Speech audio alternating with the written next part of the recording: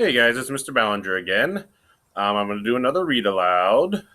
You see that there's some changes, so I want to see if you can guess what all the changes are that I made. Make it a little bit more interesting. So, this month, April, is National Poetry Month, and some people like poems about nature, some people like poems about love. There's some scary poems. I like funny poems. And one of my favorite authors is Shel Silverstein, and this is A Light in the Attic by Shel Silverstein. Here's a picture of him. So I'm going to read some poems from this book, A Light in the Attic. So, let's see. First one we'll do the homework machine. The homework machine, oh the homework machine, most perfect contraption that's ever been seen. Just put in your homework, then drop in a dime, snap on a switch, and in 10 seconds time, your homework comes out quick and clean as can be. Here it is, 9 plus 4, and the answer is 3. 3? Oh my, I guess it's not as perfect as I thought it would be.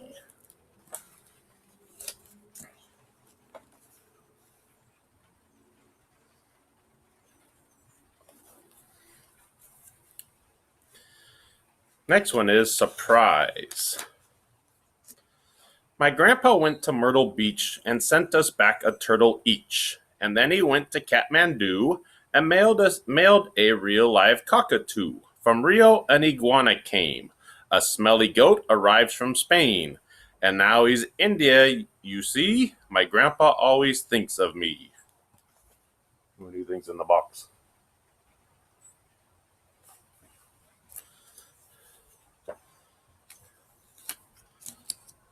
Zebra question. I asked the zebra, are you black with white stripes or white with black stripes? And the zebra asked me, are you good with bad habits or are you bad with good habits? Are you noisy with quiet times or are you quiet with noisy times? Are you happy with some sad days or are you sad with some happy days?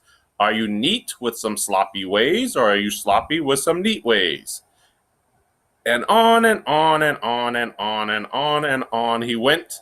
I'll never ask a zebra about his stripes again.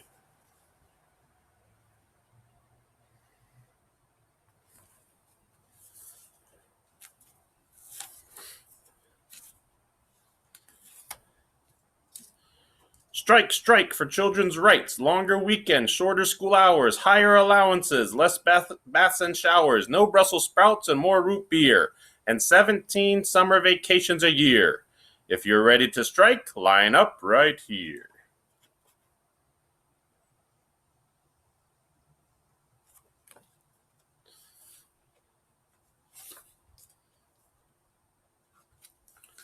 Clarence. Clarence Lee from Tennessee loved the commercials he saw on TV. He watched with wide, believing eyes and bought everything they advertised. Cream to make his skin feel better, spray to make his hair look wetter, bleach to make his white things whiter, stylish jeans that fit much tighter, toothpaste for his cavities, powder for his doggy's fleas, purple mouthwash for his breath, deodorant to stop his sweat. He bought each cereal they presented, bought each game that they invented. Then one day, he looked and saw a brand new maw, a better paw, new improved in every way. Hurry, order yours today. So, of course, our little Clarence sent off for 2 brand new parents. The new ones came in the morning mail. The old ones he sold at a garage sale. And now they are all doing fine. His new folks treat him sweet and kind. His old ones work in an old coal mine. So your ma and pa are mean and make you eat your lima beans and make you wash and make you wait and never let you stay up late and scream and scold and preach and pout. That simply means they're wearing out. So send off 4 to brand new parents and you'll be as happy as little Clarence.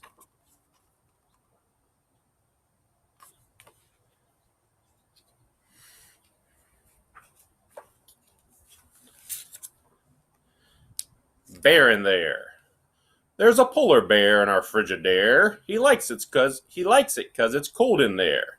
with his seat in the meat and his face in the fish and his big hairy paws in the buttery dish. He's nibbling the noodles, he's munching the rice, he's slurping the soda, he's licking the ice, and he lets out a roar if you open the door, and it gives me a scare to know he's in there, that polar bear in our Frigidaire.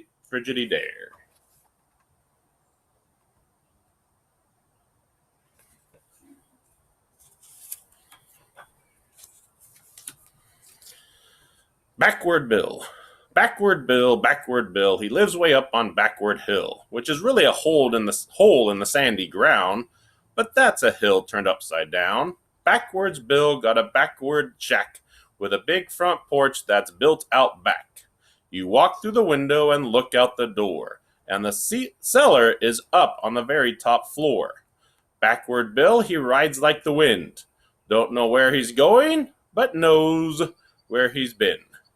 His spurs go neigh, and his horse goes clang, and his 6-gun goes ganab. It never goes bang.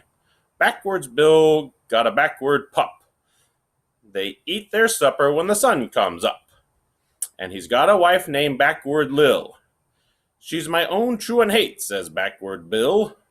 Backward Bill wears his hat on his toes, and he puts on his underwear over his clothes.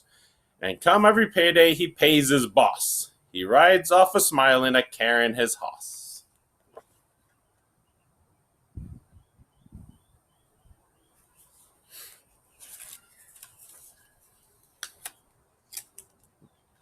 Messy room. Whoever's room this is should be ashamed. His underwear is hanging on the lamp. His overcoat is there in the overstuffed chair, and the chair is becoming quite mucky and damp. His workbook is wedged in the window. His sweater's been thrown on the floor. His scarf and one ski are beneath the TV, and his pants have been carelessly hung on the door. His books are all jammed in the closet. His vest has been left in the hall. A lizard named Ed is asleep in his bed, and his smelly old sock has been stuck on the wall. Whoever room this is should be ashamed.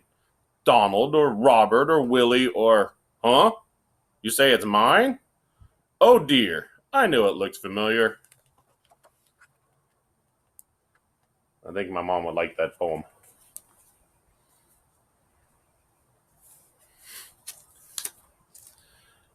Ladies first. Pamela Purse yelled ladies first, pushing in front of the ice cream line. Pamela Purse yelled ladies first, grabbing the ketchup at dinner time.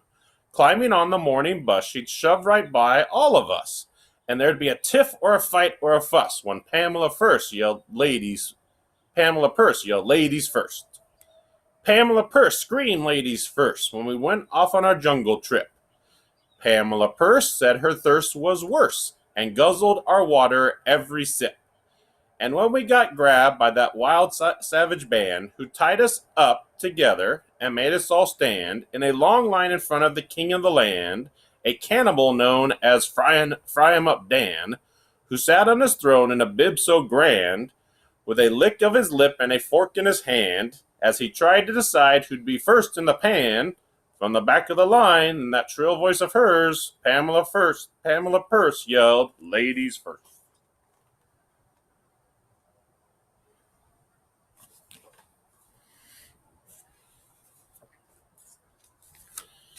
And the last one, Fancy Dive. The fanciest dive that ever was done by Melissa of Coconut Grove. She bounced on the board and flew into the air with a twist of her hair and a twirl of her hair. She did 45 jackknives, backflipped and spun, quadruple gainered and reached for the sun, and then somersaulted 9 times and a quarter and looked down and saw that the pool had no water.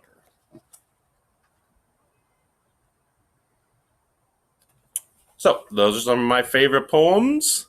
You guys should be reading some poetry if you can find some. Again, Shel Silverstein, A Light in the Attic is a great book. He has some other books that are great too. Have a great day. I'll see you guys later.